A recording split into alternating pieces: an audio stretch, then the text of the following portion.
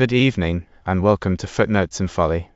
I am Professor Reginald St. John Pemberton, and tonight, as our 4th of July companion piece, we give you the most famous speech of the American Revolution, complete Patrick Henry's "Give me liberty or give me death." The scene is March the 23rd, 1775, 3 weeks before the first shots at Lexington.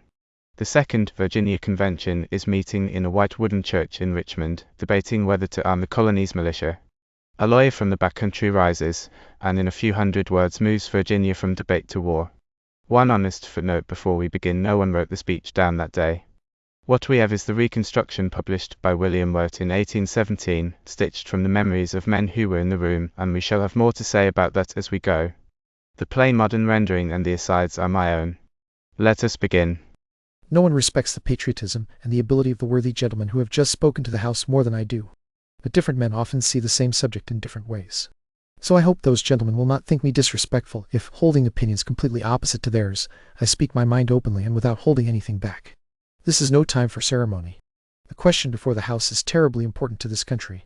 For myself, I see it as nothing less than a question of freedom or slavery. And because the matter is so great, the debate about it must be just as free. Only in that way can we hope to reach the truth and fulfill the great responsibility we owe to God and to our country.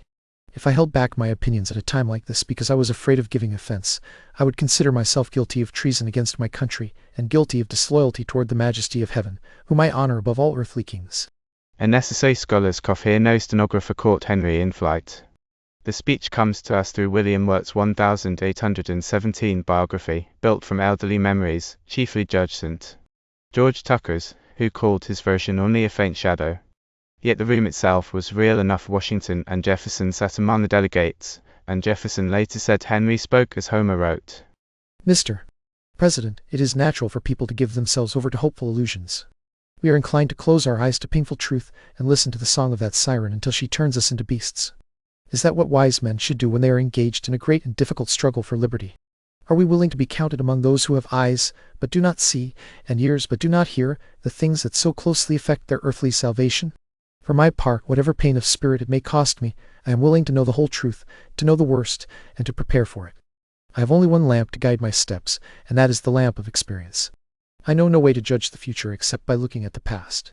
And judging by the past, I want to know what the British ministry has done during the last 10 years that could justify the hopes with which gentlemen have chosen to comfort themselves in this House. Is it the deceitful smile with which our petition has recently been received? Do not trust it, sir. It will become a trap for your feet. Do not allow yourselves to be betrayed with a kiss. Ask yourselves how this kind reception of our petition fits with the military preparations that fill our waters and darken our land. Are fleets and armies needed for a work of love and reconciliation? Have we shown ourselves so unwilling to be reconciled that force must be brought in to win back our affection? Let us not fool ourselves, sir. These are the tools of war and conquest. They are the final arguments kings use. I ask gentlemen, sir, what does this military build-up mean, if its purpose is not to force us into submission? Can gentlemen name any other possible reason for it?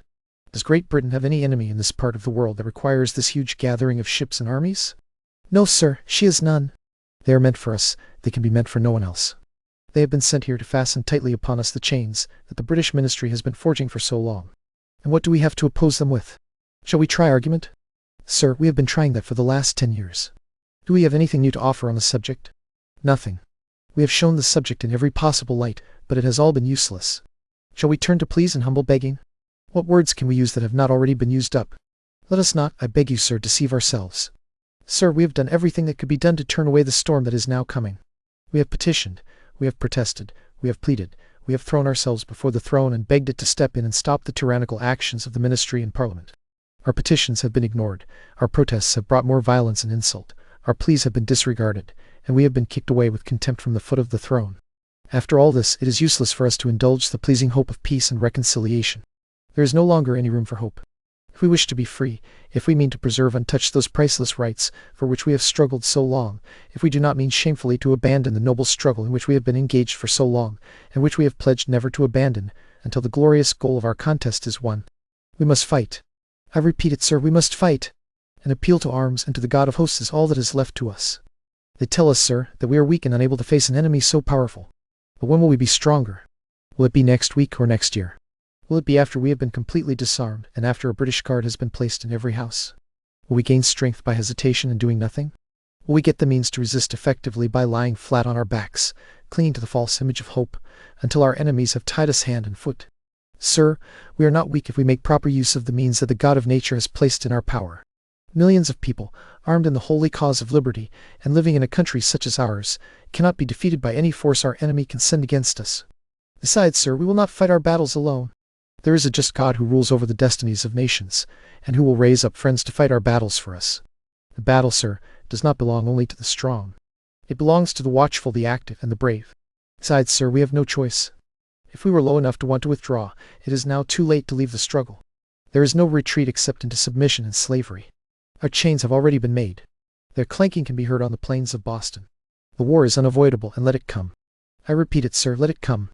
It is useless, sir, to make the matter seem smaller than it is. Gentlemen may cry peace, peace, but there's no peace. The war is actually begun.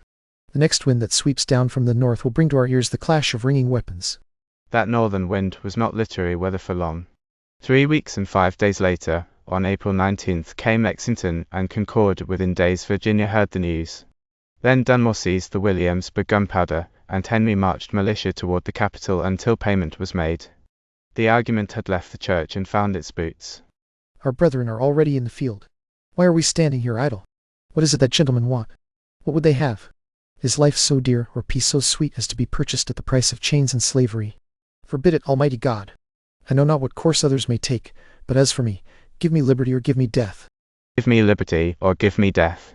Within 3 weeks of those words, the war Henry called inevitable arrived at Lexington and Concord. Within a month Virginia was raising the very militia this speech argued for, and the phrase itself outlived the man, the war, and very nearly the language around it. Whatever share of these sentences is Henry's fire and whatever share is Wirt's polish, the argument carried the room, and the room carried the colony into revolution. Mind the footnotes, and beware the folly. And before the lamp goes out, a small request. If something tonight taught you, or surprised you, or simply delighted you, do leave a comment and tell me what it was. And if there is a work, an author, or a tale you should like me to take up next, set it down there as well. I read every one, and many an episode has begun its life as a viewer's suggestion. Until next time.